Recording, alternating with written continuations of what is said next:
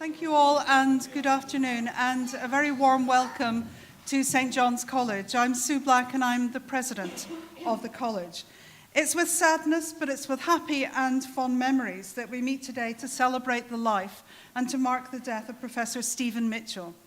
Stephen read classics here at St. John's between 1966 and 1970, and he studied for his DPhil thesis between 1970 and 1974, examining the history of the Roman province of Galatia.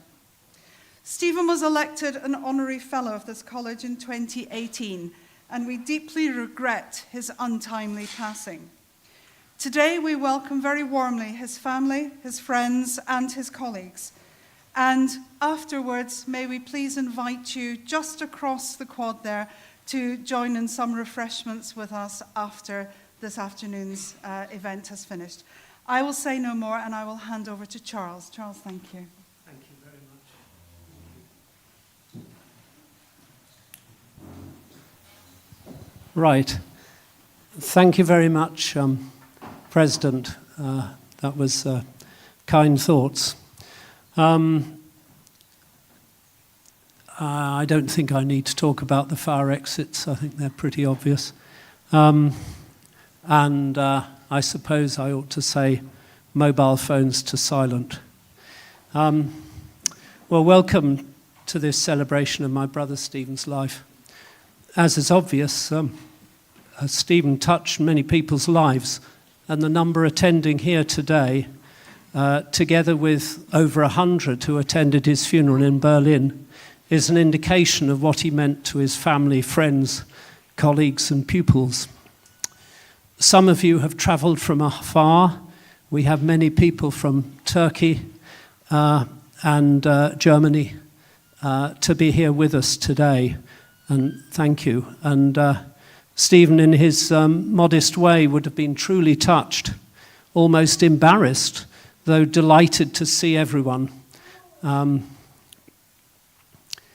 As has been said, he was an undergraduate here, and in fact we overlapped for a year.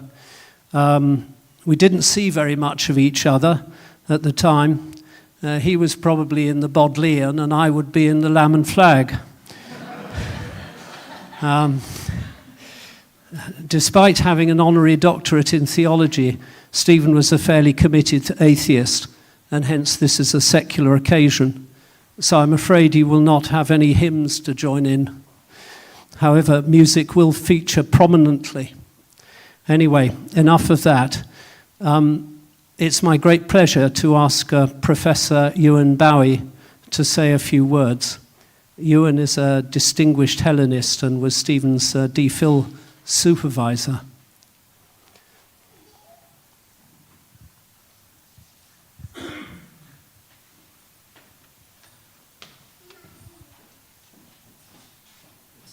I should use this, is that, yes? If you like, it's up to you.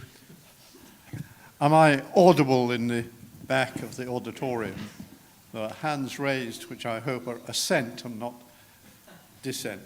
Well, my name is Ewan Bowie, and I imagine I've been given the honour of speaking first because I first encountered Stephen earlier than anybody else here except his siblings. I believe that my first encounter was when Stephen was interviewed for an award or place at St. John's in the mid-1960s. I, at the time, was a junior research fellow at St. John's and took part in interviewing candidates in December 1964. And I think I remember Stephen as intent, focused, and forceful, and still very young. He was only 16. Needless to say, he was picked by St. John's. My next encounter was in the very early 1970s. I was in Thornton's bookshop in Broad Street, now long gone, looking at a shelf of very dusty books on Roman Asia Minor, William Ramsay and the like. And up the stairs came a young man whom I thought I recognized. I wasn't sure, and only later did I work out who he was.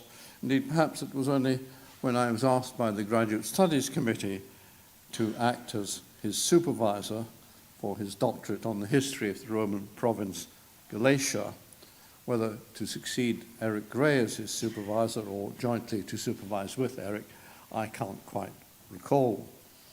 I infer I was suggested for this role because I had shown some interest in the epigraphy of Asia Minor and in general questions concerning the Greek East and the High Empire. And I was delighted to accept, though I was well aware from the start that I was unlikely to offer Stephen anything in the Roman province Galatia that he hadn't discovered for himself or thought of. But we had interesting conversations on many different pertinent issues, and at least I did not persuade him to include any product of those conversations that were so toxic as to prevent the award of the DPhil in 1974. Stephen's energy was such that not only did he finish his DPhil thesis in less than 4 years, but he also published a major article on the Planki of Pergi in GRS 1974, and in 70 to 72 he was leading excavations in the village of Ashvan as part of the British Institute at Anchora's contribution to the rescue excavations in the area of the Keban Dam project. The most important outcome of my appointment as supervisor, however, from my point of view, is that Stephen became a very good friend. And I have happy memories of lunches at the place that he and Matty lived. I think it was somewhere in the direction of Temple Cowley, followed by blackberry picking expeditions in the early afternoon. At this stage in his career, Stephen had been elected to a junior research fellowship at Christ Church, and thereafter on the scholarly front I rather lost touch with him, certainly in no sense could have kept up with him. But I certainly saw him and Matty from time to time, and I recall expressing surprise. I think this must have been when I saw them in Swansea at some point, that he and Matty planned a trip to India with Lawrence, a little more than one, if that. I thought this was very hazardous, but Lawrence does seem to have survived this experience. That must take me into the 80s, a decade during which Stephen was working with Mark Welkins and Barbara Levick on the inscriptions of the Aedsanitas, which were duly published in 1988 in Monumenta Antiquae Asiae Minoris 9. And he was working on expanding his doctorate to become the classic 2-volume work published in 1993, Anatolia, Land, Men and Gods in Asia Minor. And no doubt some of this extremely energetic and far-reaching work was made easier by his election as a visiting member of the School of Historical Studies at the Institute for Advanced Study in Princeton for the year 83 to 84. And I guess that Stephen put the finishing touches to the magnum opus during the first part of the 2 years that he and his whole family spent in Göttingen, 90 to 92. One of his brilliant products in this period was his 11-page review in Journal of Roman Studies of Michael Wöhler's publication of the Gaius Julius Demosthenes inscription from Inoanda and another German work. And I have returned to Stephen's review more than once in recent years, and each time I'm hugely impressed by Stephen's command of the relevant data and his ability to think outside the box and to speak authoritatively about general patterns. I saw too little of Stephen and Matty in their early years in Swansea, but on one of our meetings in the 1990s, perhaps it was after he was promoted by Swansea to a chair, our sons, my sons Orlando and Ben, their sons Lawrence, Dan and Sam, started becoming good friends with a common interest in mountain biking. And I have happy memories of conversations with Stephen and Matty while the young were attempting hair-raising manoeuvres in forests near Swansea or on a purpose-built track near High Wycombe, manoeuvres that required at least one visit to the John Radcliffe A&E, which will doubtless be remembered by the patient. Meanwhile, Stephen was working with Mark and others on the survey of Pisidian Antioch, which ran from 82 to 84 and resulted in the book Pisidian Antioch, the Site and its Monuments, published in Swansea. And he was also engaged in many projects in Asia Minor, about which we shall hear from Lut. Another major undertaking arising from Stephen's Anatolian interests was his work on monotheism. First, his paper, The Cult of Theosubsistos Between Pagan Jews and Christians, in a collective volume, and then in 2006, a conference he organized at Exeter on pagan monotheism in the Roman Empire, and that gave rise to 2 volumes co-edited by Stephen and Peter van Noten, one published in Leuven, the other published in Cambridge.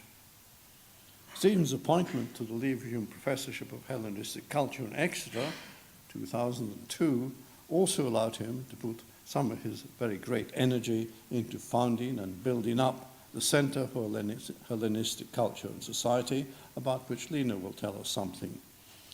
Alas, Exeter is too far from Oxford for frequent visits, but I recall 2 occasions that I was determined not to miss.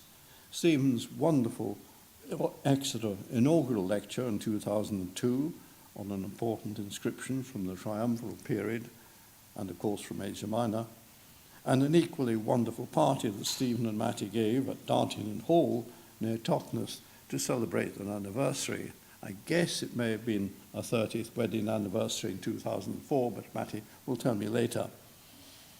Stephen's great eminence as a historian and epigraphist was recognized in several ways. He was elected a corresponding member of the German Archaeological Institute, 1996, a fellow of the British Academy, 2002, and got an honorary doctorate from the Humboldt University in Berlin in 2006. And in 2020, he was awarded the prestigious Gustav Schlumberger Prize.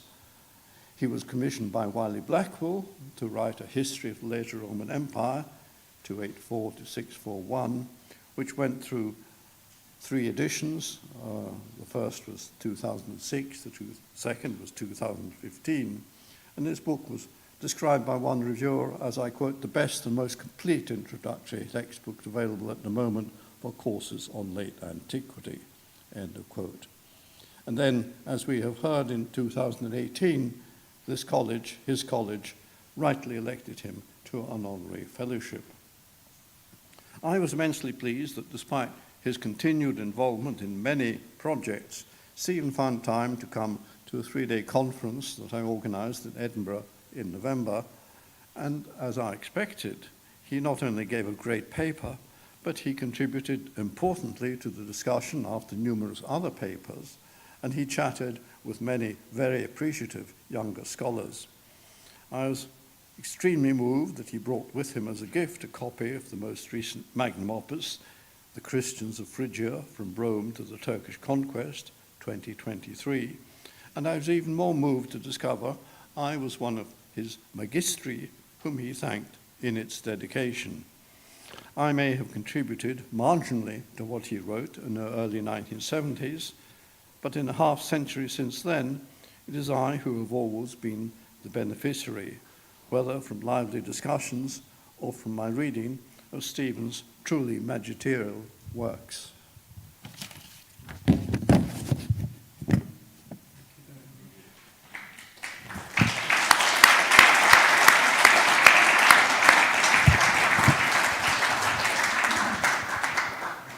Thank you very much, Ewan.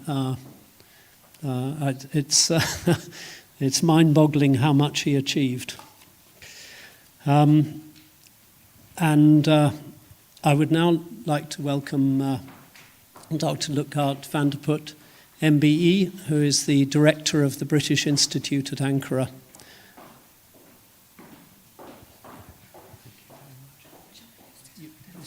That's one? Okay. Thank you. Hello, everybody.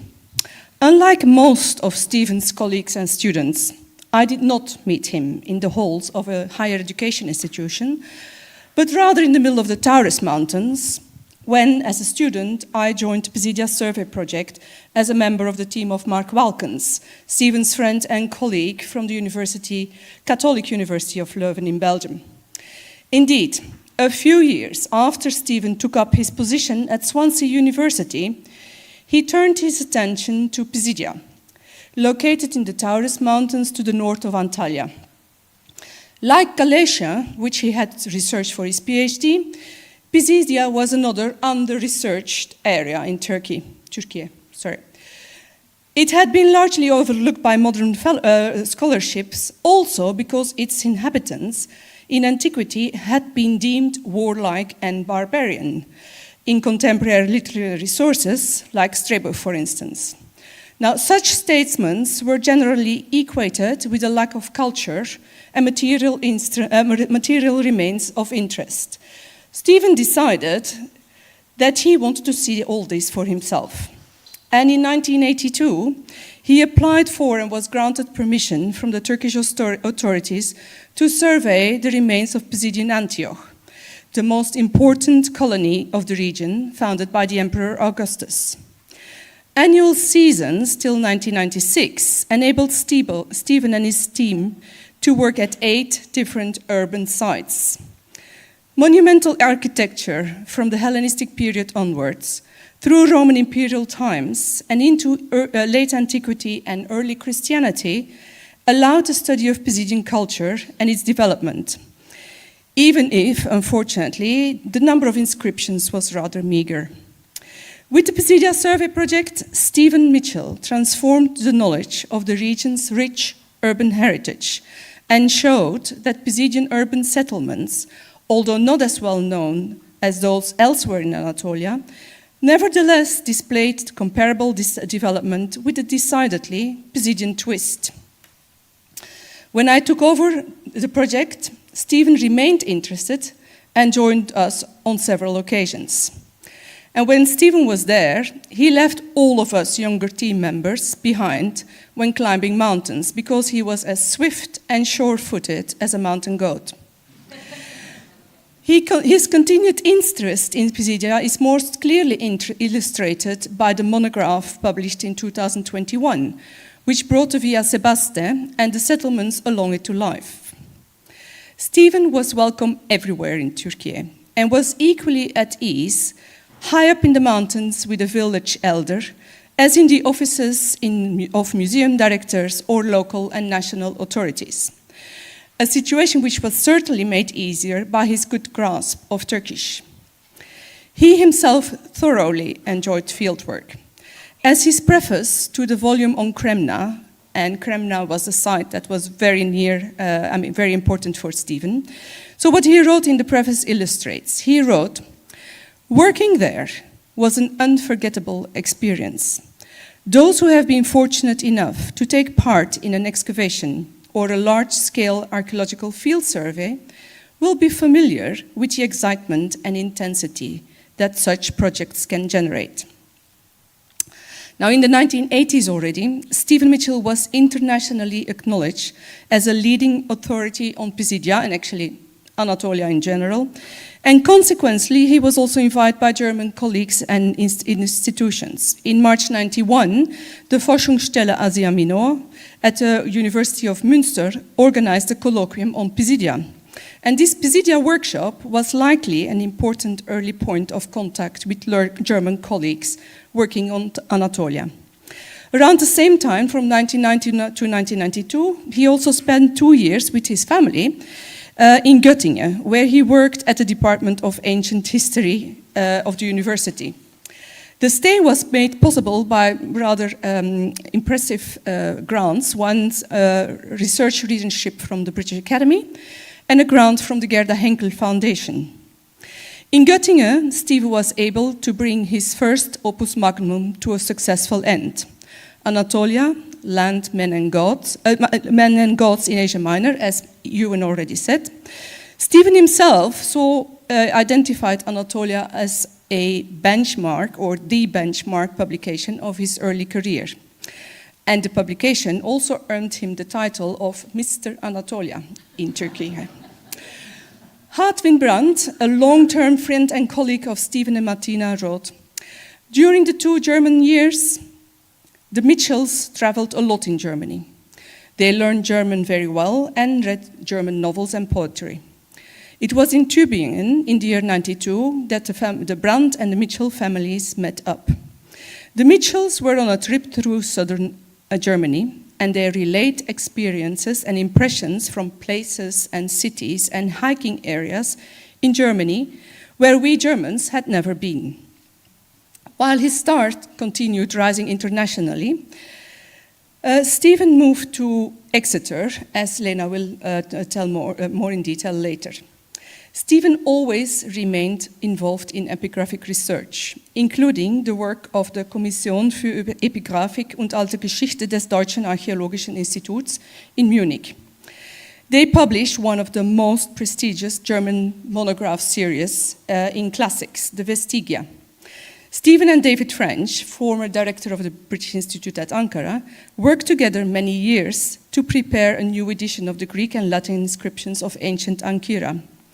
And their work resulted, also already mentioned, in 2 monumental, much praised volumes in the Vestigia series, published in 2012 and 2019.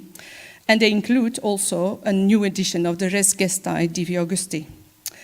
Meanwhile, Stephen and Martina had moved to Berlin in 2015, because, as Matti told me recently, life is so much more exciting here. Whereas Stephen lived and worked mainly in the UK and in Germany, and also in the library of the BIA, he contributed immensely to the scholarship of Turkish ancient history by taking part in projects led by Turkish academics. In 2011, for instance, he wrote the volume Roman Ancyra with colleagues Musa Kadıoğlu and Kutalmış Görkay from Ankara University. Through the years, Stephen had many students from Turkey. Among them was Turhan Kaçar, who is now Chancellor of the University at Muğla, who first encountered his name in early 1995 while searching for educational opportunities abroad. When he read a review in Turkish Daily News, a newspaper in Turkey, on Stephen's Anatolia, and he decided then and there that he really wanted to go and work with Stephen. Soon afterwards, he actually received a letter from Stephen himself, who invited him to come and study in Swansea under his supervision and to become his first registered Turkish graduate student. Stephen wrote in response to an application to Swansea University that Turhan Kaçar had filled out earlier that year during British Education Fair in Ankara. Their acquaintance began as a student-supervisor relationship, but evolved into a friendship. Turhan was one of Stephen's first Turkish students, but many followed over the years, and all of them remained in contact with Stephen. The British Institute at Ankara, or BIA, has also been a constant in Stephen's life, and that is also represented by the many people here today who are linked to the BIA. Stephen became a member in 1970 and remained involved throughout his life. He served as a member of the BIA Council and the BIA Research Committee, as BIA Honorary Secretary, and as BIA Chair. He was elected Vice President of the BIA in December 2023. He took his commitment to the BIA seriously. When the BIA started expanding its geographical remit, for instance, it coordinated the British Academy Black Sea Initiative, a 3-year program of research in the Black Sea region. The program aimed at laying the groundwork for longer-term development of study in the region, and Stephen Mitchell put his shoulders under the initiative and co-edited the proceedings of the final conference. The BIA is still supporting work in the Black Sea region. He did not only support the geographical expansion of the BIA, he also fully endorsed the increased variety of disciplines supported by the Institute. Together, Stephen and I instigated research on cultural heritage management and public archaeology originally to try and reduce illicit digging in Pisidia and Southwest Asia Minor. Dr. Işılay Gürsu, the postdoctoral fellow we hired in 2013 and who is now assistant director at the BIA, came up with the idea of a heritage trail, which now links 12 archaeological sites and the numerous contemporary villages dotted along it. Stephen was involved from the first to the last day of this project. To Stephen, increasing interdisciplinarity and widening the remit of the BIA was interesting and needed to be encouraged. His contribution to the project from enemies to allies, Britain and Turkey from 1940 to 1960, is well known. With the BIA Vice President Sir David Logan, he turned the first BIA-led project on the history of the Turkish Republic into a success. He also wholeheartedly supported the BIA's work on sustainable water management, which brought scholars from humanities, social sciences, and STEM disciplines together. To Stephen, cross-disciplinary endeavors were important for the future. He was equally supportive of the idea of developing a digital repository at the BIA. These examples, I think, illustrate that when the BIA slowly evolved from a largely research-facilitating institution to a research-generating one that is supporting interdisciplinary projects and striving at securing a place in the digital age, Stephen was at the forefront of the whole process and supported it throughout. Similarly, he was actively involved in the very slow process of change through which the BIRI, the British International Research Institutes, of which the BIA is one, currently are progressing. The BIA has lost a lifelong supporter and champion in Stephen Mitchell, who stood by the BIA team in difficult times and who helped steering it towards an institute fit for the 21st century and hopefully beyond. All of us talk about Stephen's generosity towards his students, colleagues, and friends, how he always had time. It seems important, though, that we do not forget that he could only do this for all of us, because his family, his wife, Martina, his sons Lawrence, Sam and Dan, and the wider Mitchell clan generously shared Stephen with all of us, for which we owe them all an enormous thank you. Stephen is and will be sorely missed. Thank you.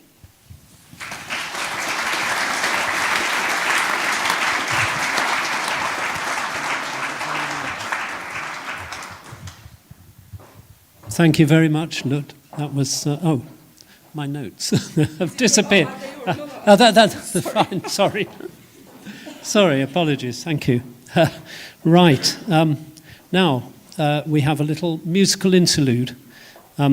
Sholto Kynock has kindly agreed to accompany my sister-in-law Ruth and my brother Nicky in a performance of Lo T'abbraccio from Rodelinda by Handel.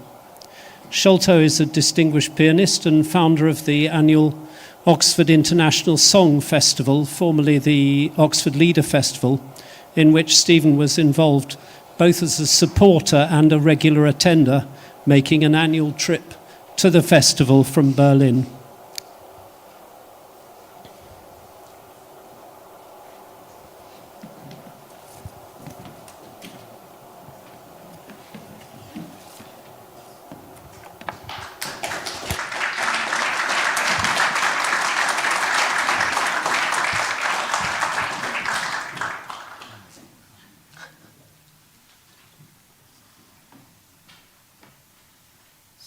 This beautiful love duet comes from the opera Rodelinda by Handel. The King of Lombardy, Grimoaldo, is in love with Rodelinda, who is married to Bertoldo.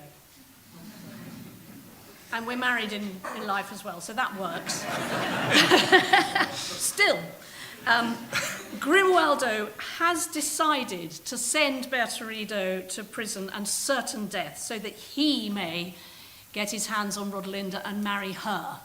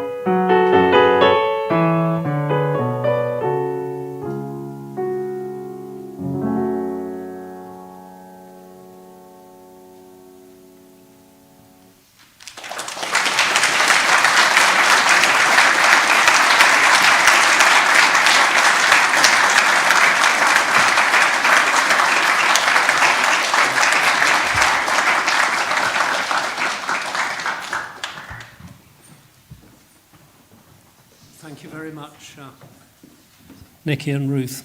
I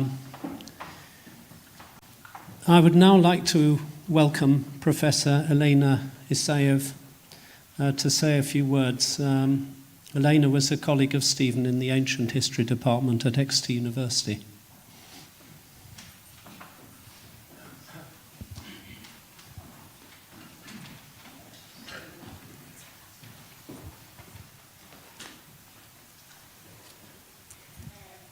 Thank you very much. It's a tremendous privilege to be able to speak about Stephen, and with all of you here especially. And one of the most cherished pictures that hangs in our home is an intricate drawing of an opening into a valley with looming mountains that dwarf the delicately sketched towns and scattered sheep below. It is not a Turkish mountain range, but the hills of Vallo di Diano in South Italy. The drawing was brought to me one day by Stephen, who came to visit on his way from Oxford to Germany. It had hung in his parents' house when they were alive, and he thought I would appreciate this particular landscape. He had remembered from one of our earliest conversations the delight in realizing we both knew intricately the hilltops of this valley, from archaeological explorations some 40 years apart. That first meeting with Stephen has always stayed with me. It was over lunch on a sunny day, actually not very far from here. I had just finished my PhD and was soon to join Exeter as a colleague when Stephen had recently arrived. As for so many, it was Stephen's positive energy that instantly one connected with. Not loud or bold, but rather one of hospitality, to share knowledge, to inquire, to be excited at the prospect of discovery. All underpinned by his deep, understated wisdom, inspirational and instantly creating trust.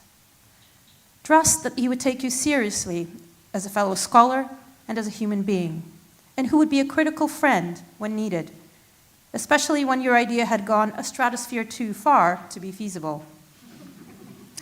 Stephen's kind gesture of entrusting to me his parents' drawing, because I would care about and for it, his remembering that early conversation and taking time to bring it over, among so many other things that he was doing, is one small window into the Stephen that we celebrate today. We at the University of Exeter were fortunate to have Stephen with us for a decade, to experience his collegiality, mentorship, passion for the ancient world, astuteness, and leadership. Stephen arrived at Exeter in 2002 to take up a Leverhulme professorship of Hellenistic culture, following his time as professor in classics and ancient history at the University of Swansea. Bringing his knowledge, especially of ancient Turkey, to the department, he was instrumental in setting up the Center for Hellenistic Culture and Society. In addition, he directed an ambitious research project, which you already mentioned, on pagan monotheism in the Roman Empire, thus adding a new strand to the lively debates at Exeter and bringing in new scholars. Among them were the postdoctoral fellow Peter van Nuffelen and doctoral student Anna Koller, now both professors. Their joint work with others led to several publications, including the one that Ewan already mentioned, One God, Pagan Monotheism in the Roman Empire. During this time, he introduced innovative courses and guided many doctoral students and colleagues, and a particular favorite was the Roman and Hellenistic Asia Minor MA field course, which brought a motley crew of students and staff to ancient and current Turkey. As a colleague, Stephen made you aware of the much larger world that we were a part of, and the opportunities and responsibilities that that brought with it. He was committed to helping shape the subject nationally and internationally, and in the early 2000s he served as an elected member of the Council of University Classics Departments. And one could expect an email to colleagues asking for any issues to raise nationally, ensuring we had a voice and that it mattered. Not long after his arrival at Exeter, Stephen became the head of department. As Martin Pitts, a colleague who just joined the department in 2006, noted, how in this role, Stephen was exemplary, understanding the needs of colleagues as scholars and campaigning tirelessly on our behalf. Despite administrative demands, he would often be encountered chatting enthusiastically with colleagues about their ideas. Stephen has left an indelible mark on many of us as individuals, but moreover on our departmental community, in his championing of early career colleagues and postgraduates, and as a staunch advocate of democratic principles in academic life. He never preached, he just led by example, which meant being supportive, whether celebrating achievements or reading proposals, and being honest about thoughts and projects and ambitions. Not surprisingly, many note his profound impact on their lives, as for example, Peter van Nuffelen, who wrote, "Without exaggeration, I can say that Stephen was one of my most important people in my academic career. He represents the academic that I wish we all could be. Intellectually brilliant, modest, soft-spoken, but with clear convictions and caring." In each of his multiple roles, Stephen never missed an opportunity to build bridges. He was a diplomat, yet remained unflinching about principles of equality and inclusivity. He helped many get through tough times, and often took on extra work as a result, which no doubt had a detrimental effect on his own energies. We felt his profound absence when he took early retirement in 2012, a personal decision that must have been difficult, as he stated in an email to the department on the 22nd of March 2011. He wrote, Disengagement after 38 years in the profession is not easy, and I will certainly not be turning my back on scholarly activity or Exeter. But it is time for me now to turn a corner and get a view of the landscape on either side, as well as the road ahead. And this road took him to Sheffield, following Mattina's path into artisan baking, then to their new home in Berlin, and time and again to Turkey. It wasn't only ancient landscapes that held a special place for Stephen, but also contemporary Turkey. At the university, he was a founding member and the first director of Exeter Turkish Studies, which came into being through his many contacts in the region. He was keen to create opportunities for scholarly exchanges, hence investing great energies in facilitating the growth of programs at the British Institute at Ankara, as we heard. And just, Lut has asked me, because in her excitement, she'd kind of forgotten to mention the conference in honor of Stephen on the 11th to 12th of November. If any of you happen to be in Turkey, you'd be very warmly welcome there. His trips to Turkey's rich cultural landscape with students, colleagues, and friends have become legendary, forming part of much wider travels and fieldwork, whether in UK, in Italy, or Iran. Many of the remembrances tell stories from those journeys with humor, wonder, and gratitude. As Judith Humphreys recalls, I met Stephen in 1968 working with Dr. Claire Goff at Babayan in Iran. I will never forget watching him hike up the site, carrying a copy of Thucydides in the original, which he read during breaks in the excavation. A purist to the bone, on a fishing trip to a very cold stream on a break day, he took his fly fishing rod, while the rest of the motley crew used dynamite provided legally by our host. A scholar, a gentleman, and always unassuming.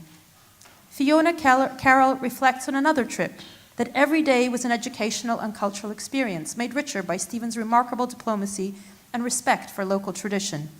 Picture Stephen, followed by his students, striding across a field at the side of a burly machete-wielding farmer, who, on stopping at a rocky outcrop, hacked away at dense foliage to reveal an Assyrian relief.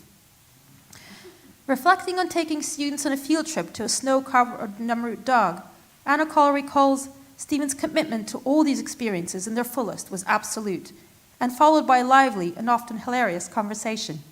His comment upon discovering that the fire altar at Nemrut now had a large H painted on it was that Antiochus I would definitely have flown a helicopter.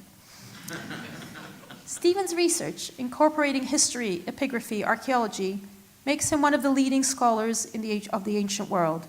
From regional studies stemmed works of much wider scope, including that ambitious sweeping survey, A History of the Later Roman Empire, not only the third edition, but also now in Turkish, translated by Turhan Kaçar, the student we heard about, now Vice-Chancellor. His last book, in which multiple subjects coalesce, is The Christians of Phrygia, From Rome to the Turkish Conquest, a monumental study situating these communities among their Jewish and pagan peers. Stephen's deep interest in a holistic approach to understanding ancient societies are manifest in his international initiatives and leadership roles, and not least as one of the foremost epigraphers of our time. He served as the president of the British Epigraphy Society and later of the Association Internationale d'Epigraphie Grecque-Latine, and for this commitment to epigraphy, he was awarded the prestigious Gustav Schlumberger Prize that we also heard about, especially for his work with David French. Stephen's close relationships with European colleagues, and especially Humboldt University, led to his involvement in numerous projects in Germany, like the study of early Christianity in Asia Minor, which was part of the Berlin Topoi cluster that fueled the research of his final book. His contributions to ancient history and the academic cooperation between Britain and Turkey have been widely recognized, from being elected Fellow of the British Academy in 2002 and serving on its council, to receiving the honorary doctorate from Humboldt University's Theology Department in 2006. But within these official recognitions, his many forms of generosity may not always be visible. These include such acts as giving part of his library to the University of Cluj in Romania. His generosity stretched well beyond the academy to colleagues, friends, family, and people unknown to him who were in difficult life circumstances. Especially in recent years, while in Berlin, Mattina and Stephen often shared their home with those seeking asylum. And he used his passion for languages to work with refugee youth and help them practice German alongside being their mentor.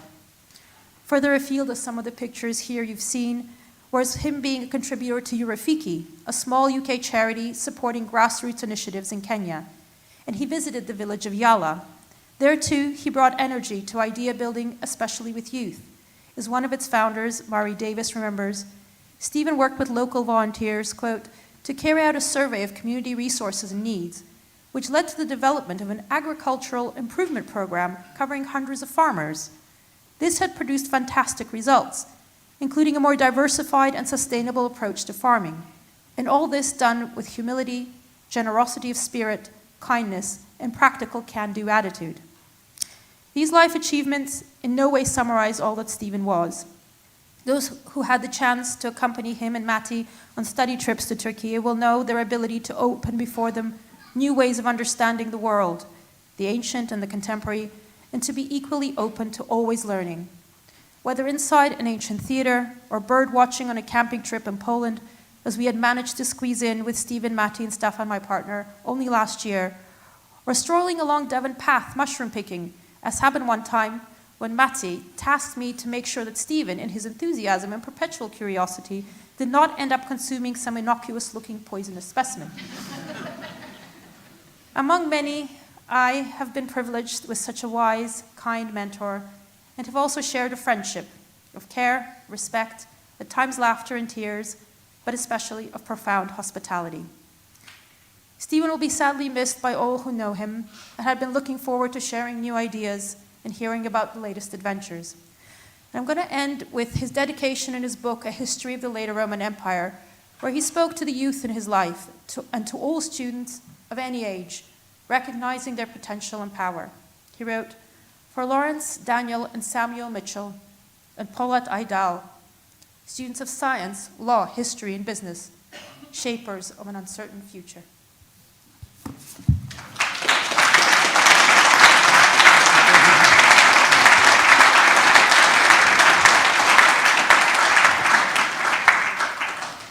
Thank you very much, Lut. I think it's probably fair to say that Stephen visited Turkey every year from the age of about 20 until his death, and his last visit was last November. So he had a huge affection for the country. Right.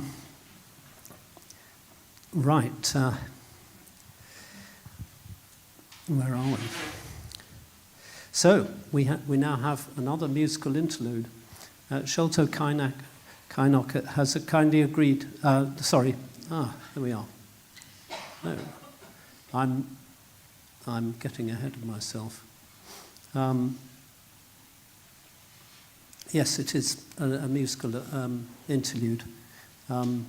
Again, Sholto has kindly agreed to perform with a performer at the Oxford Festival, Marta, and they are performing some Mahler, Ich bin der Welt abhanden gekommen, and forgive me if my pronunciation is rubbish.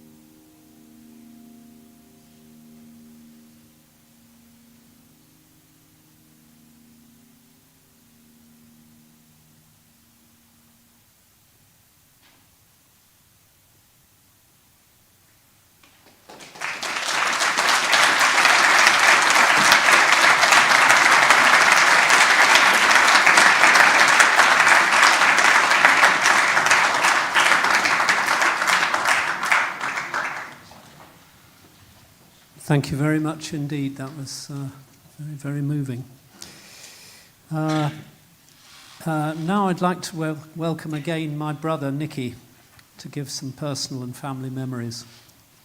My sister Corinna spoke brilliantly at Stephen's funeral in Berlin. So it was either going to be Nicky or me.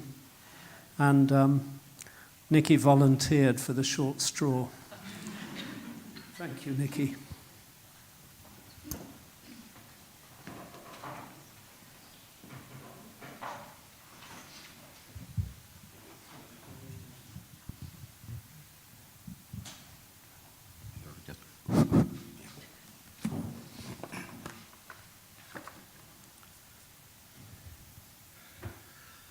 Immediately after Stephen's tragic and sudden death, St John's College raised a flag at half-mast over the lodge and published a generous tribute on their website. When I saw it, a photograph of it, it was a poignant moment and brought home to me his loss was not just a family one. We're very grateful to a college where 4 Mitchells, Stephen, Charles, my uncle Charles, were undergraduates, and my father taught as a senior scholar here before the war. It's fitting to remember Stephen in this place, where he was an honorary fellow from 2018.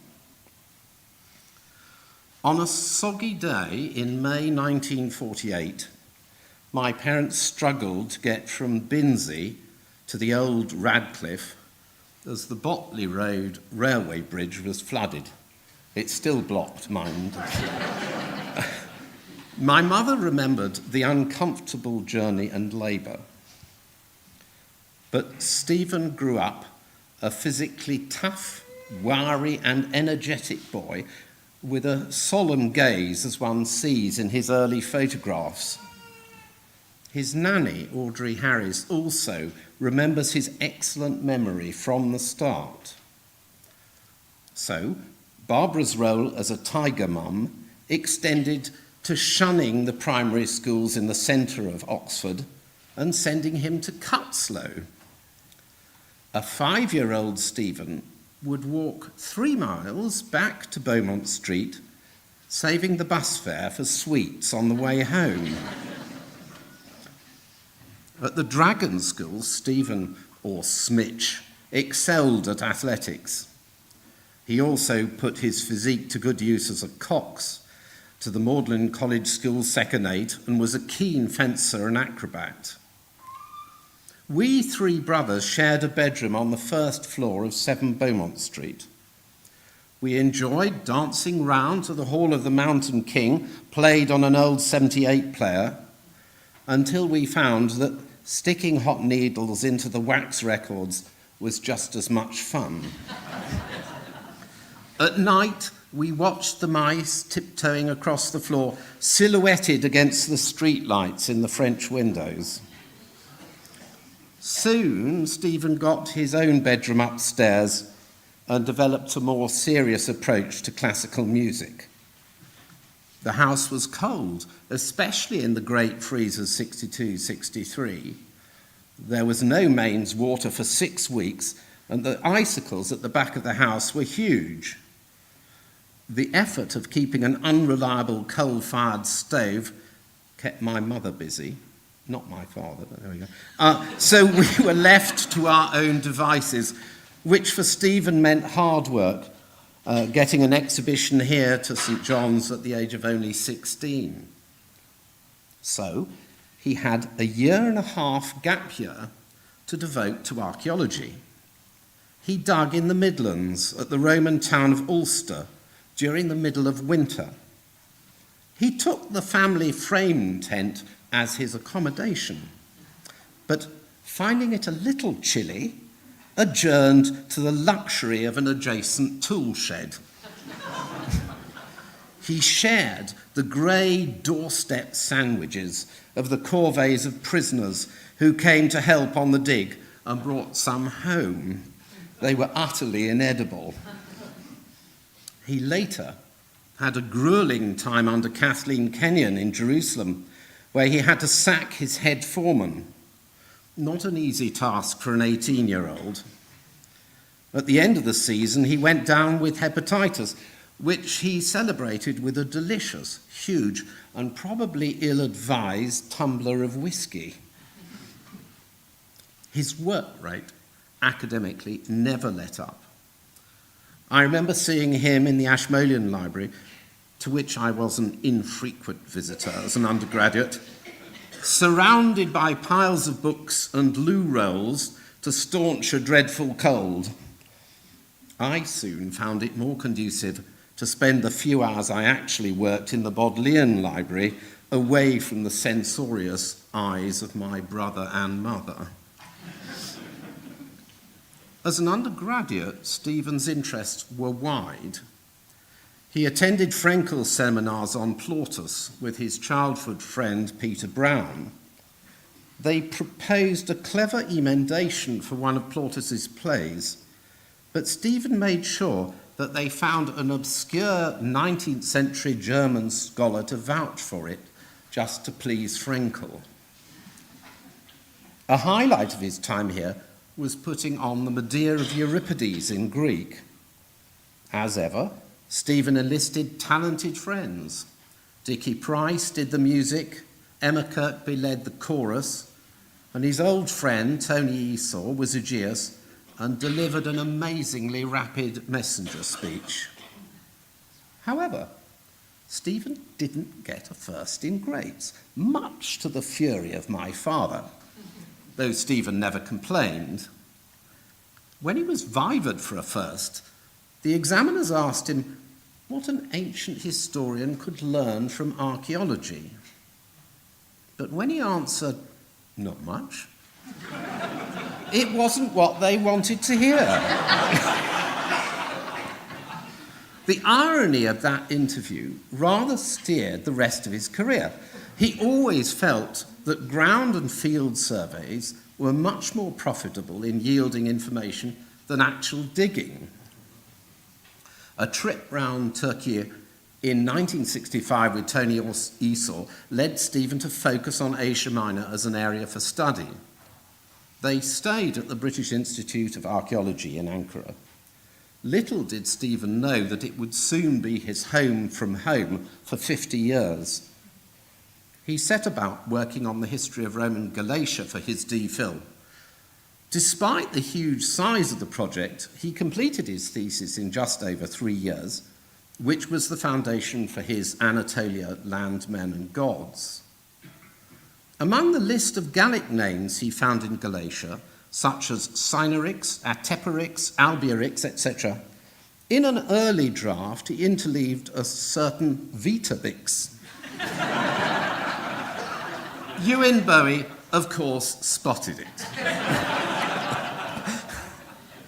He learned very good Turkish and was able to talk to locals and earn their trust, even to the point of being shown by a local muhtar a cake tin full of Roman coins found on a particular site. It may have been Kremner, but I don't know. He checked them all and handed them back to him, and he never published the contraband information. When surveying Ariasus, he enlisted the help of the local fire brigade, who lent him their engine and ladder to measure its triumphal arch. This easy communication and trust Stephen shared with local mayors and farmers helped him to pick up details that others missed. He discovered 3 cities in Pisidia in a fortnight in the autumn of 1993. But his knowledge of Diodorus and the ancient routes across Anatolia were crucial in the identification of the sites. In my gap year, I joined Stephen at the British Institute's rescue dig at Ashvan. At only 22, he ran the major site of the Kale. Stephen wrote to my mother at the time, "Nicky is bronzed and fit, but he won't make an archaeologist." How true. He had to do again all my Sherdrims, and I shudder to think that Some of my trench books may still be in the archive in Ankara. They should be consigned to the dump, but there we go. In the following season, Matty joined the team at Ashfan, and a 50-year partnership began. Matty studied the work and lifestyle of the women in the village. They married in the Oxford Registry Office in the summer of 1974, with a wonderful party on a glorious afternoon in Margaret Bonfilioli's garden in Norham Gardens. Stephen in a mauve jumper and Matty in a tie silk dress. Stephen was never one for formal clothes, rarely wearing a suit and tie. Matty and Stephen settled in Cowley, but a job offer from Swansea University took him to where he spent a large portion of his academic life. Matty rose to significant roles in the management of the health service in Wales. The growing family loved it there and also joined Stephen in Göttingen for 2 years. All 3 boys went to local schools and spoke fluent German.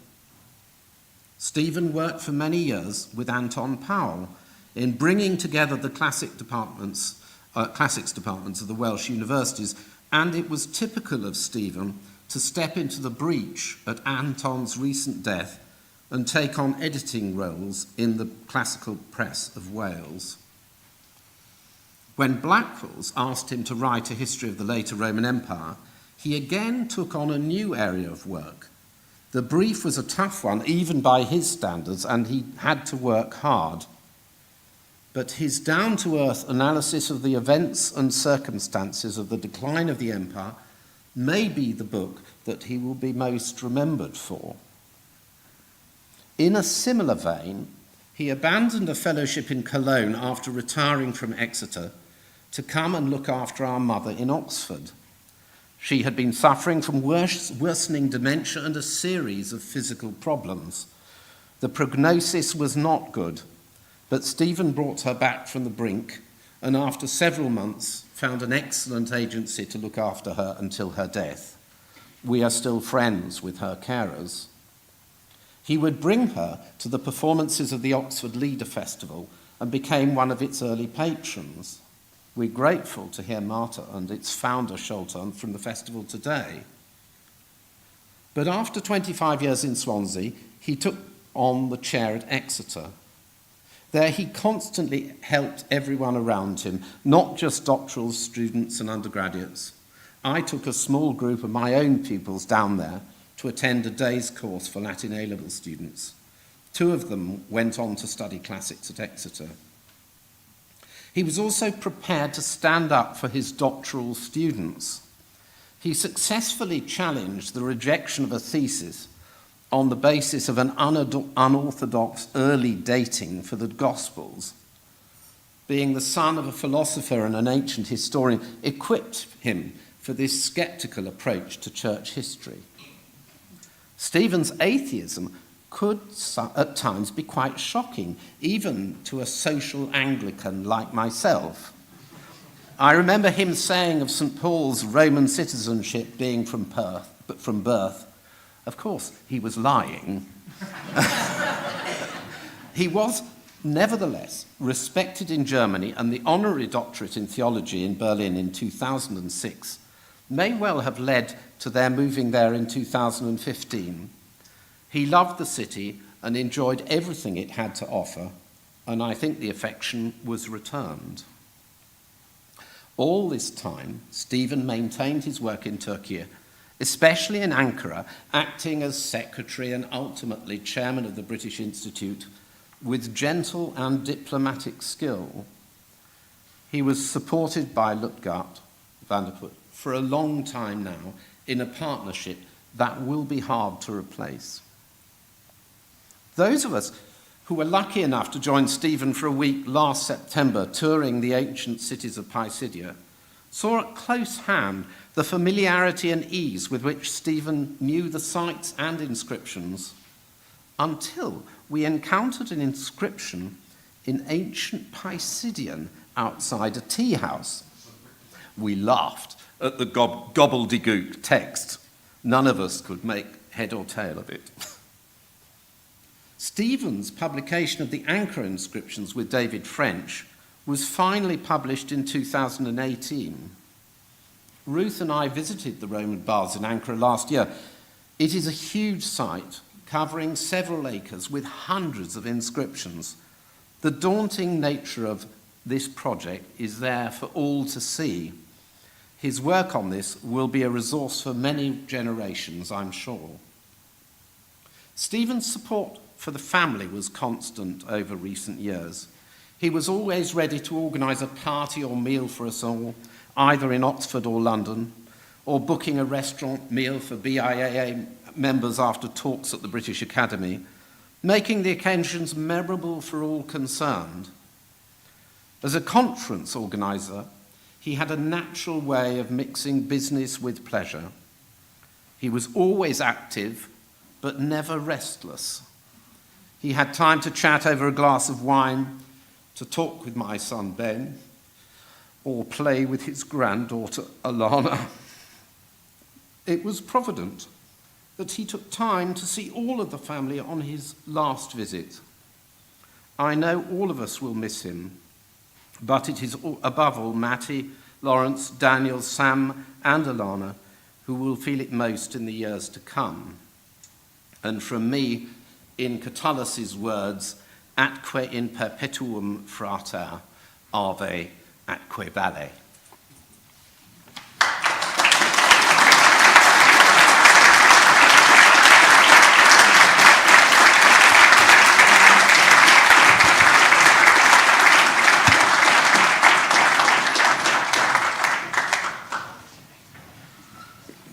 Thank you very much, Nikki. That was a much better speech than I would have given, I have to say. Well, that concludes the formalities here. Oh, no, it doesn't. No, it doesn't. Sorry. I should learn to read. Sorry. Sholto. No, hold on. No, it's Christine. Apologies. Right. Christine and Hugh Dunthorne have kindly agreed to speak. They're old friends from Swansea days. And welcome. Thank you very much. Sincere apologies about End early. I hope I can be heard. Yes. Stephen and Martina, or Matty and Steve, as we in Swansea know them, have been our dear friends for almost 50 years. The fact that they have decided to move ever further and further away from us seems to have made no difference. Matty claims that we were the first people they met when they arrived in Swansea in 1976. And at that time, and for the following decade or so, we supported each other in the struggle to combine babies, childcare, and careers. Our present memories of our long friendship, however, are mostly of the jollier times: birthdays, parties, holidays.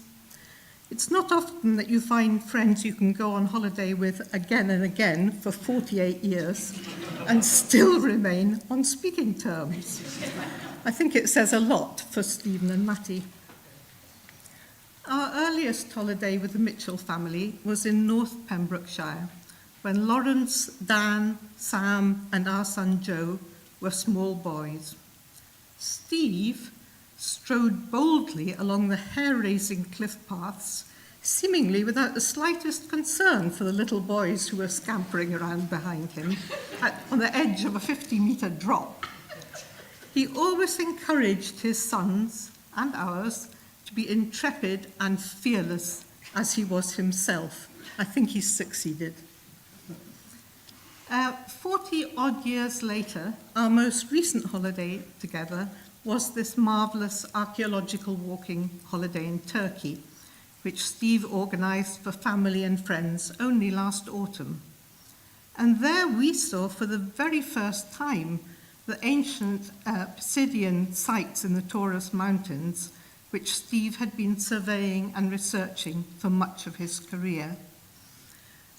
I mean, 50 years of friendship, and we didn't really understand what he was doing all this time. It was for us a privilege and a wonderful insight into the life's work of our dear old friend. Steve was a keen bird watcher, and like Matty, a fast and energetic walker. He had in his younger days, as we've heard, been very sporty, and he had been an outstanding squash player. That hasn't been mentioned. Many of our holidays together have featured mountainous walks. Together, we walked in Wales and in Scotland, in the Picos de Europa, in the Tatras Mountains, in the Dolomites, in France, in the Bavarian Alps and the Harz Mountains in Germany, as well as a couple of times in Turkey. But the only reason that we, being older and slower and certainly less fit than Steve and Matty, were able to keep up with them on these walking holidays was that they had to stop at frequent intervals to spot rare, and sometimes it has to be said less rare, birds, thus allowing us to catch up and catch our breath. It was an excellent arrangement. And Hugh and I were always impressed by the fact that wherever he walked, Steve always carried large and heavy binoculars around his neck. You can see them on that photo there. Food and wine have been another shared interest over the years. On a recent post-pandemic holiday in Périgord, we visited a rural restaurant in the little village of Bash. Matty, Hugh and I ate the lunch menu of the day, set menu. Steve alone thought he should try the 5-course truffle tasting menu. It literally had a truffle dessert. A photo that we have, taken about half an hour after the meal, shows him lying flat on his back and sound asleep in a nearby field. Over to you now.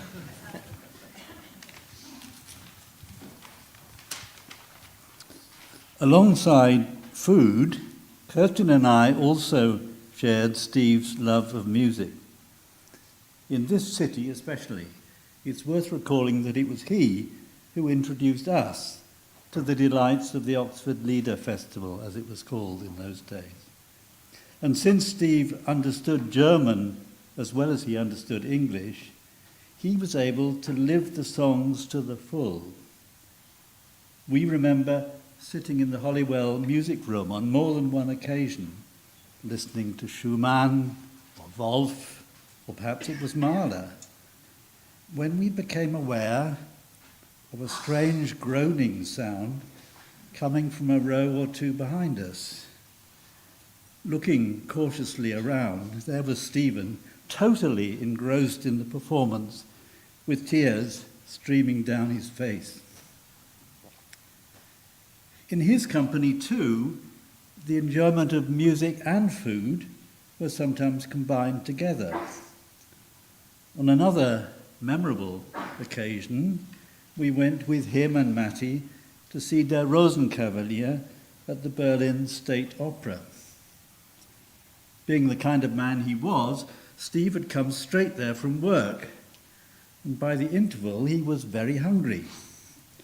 So he went outside the theatre to see what he could find. Sure enough, there on the street was a Turkish doner kebab stall. That hit the spot, Steve said as he came back to take his seat. And as the curtain rose on the second act of the opera, there was a strong smell of kebab and fried onions wafting around our part of the theatre and mixing nicely with Strauss's music welling up from below. Stephen, as we've heard over and over again this afternoon, was immensely generous and hospitable. He had a warm heart and a strong sense of moral responsibility. He was a great organizer, firm but tactful. I'm sure we have him to thank for the planning of many of our holidays together. And he was good at taking bold and rapid decisions, even if they weren't always successful. Let me end then with one joint decision which, shall we say, teetered on the edge. Sometime in the early 1980s, I think, Stephen was tipped off by a fellow wine enthusiast that there was some Burgundy on offer at a competitive price. It seemed an opportunity too good to miss, so we both ordered several cases and laid them down to mature in the cellar of our house in Swansea. After a year or so, Steve thought it was time for a taste to see how the Burgundy was coming along. No, not quite ready yet. It just needs more time. And then, a few weeks later, we came across reports in the press of a rogue wine merchant based in Amsterdam who was flogging fake wine to the unsuspecting public.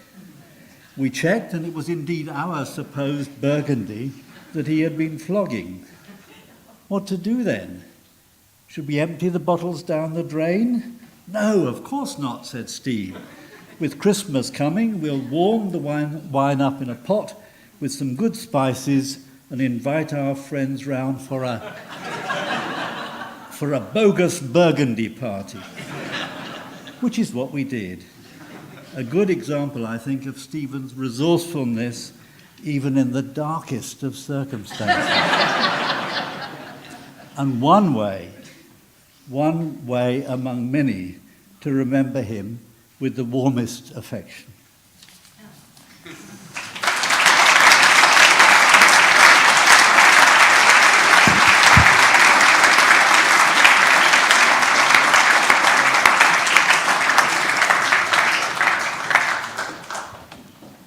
Thank you very much, Hugh and Kirsten. Certainly one not to be missed. Right, and then we come to our final music from Marta and Sholto. And this is again some Mahler, and it's Ging heute Morgen übers Feld, or something like that.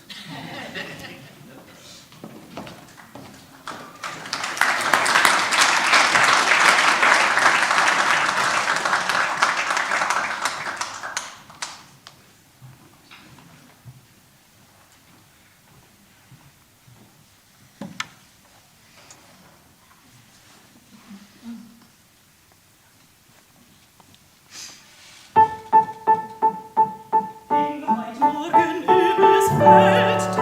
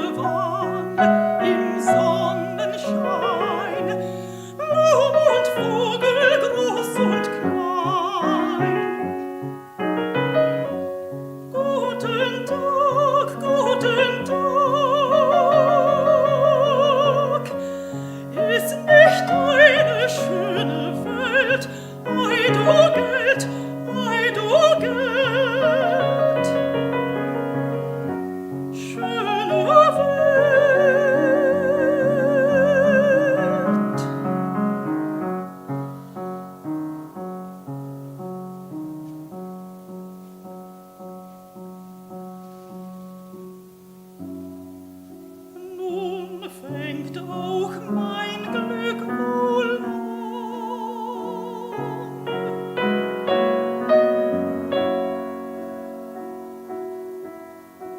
Nun fängt auch mein Glück an.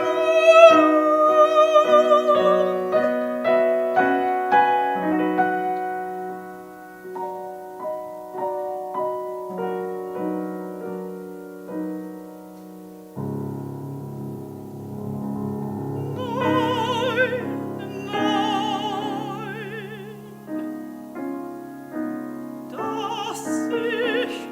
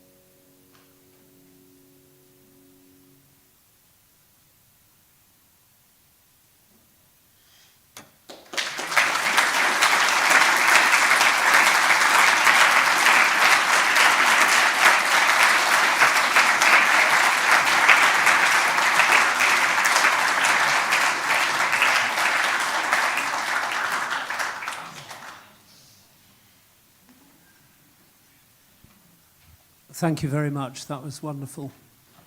And of course, if you want more of the same, the Oxford International Songs Festival will be, I'm sure, selling tickets for their coming festival in October, and well worth a visit.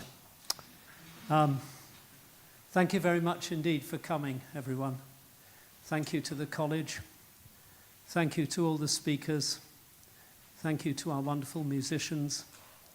And I certainly have learnt a lot more about Stephen. Me too. And I'll miss him terribly. Refreshments are outside, and we can chat later. Thank you.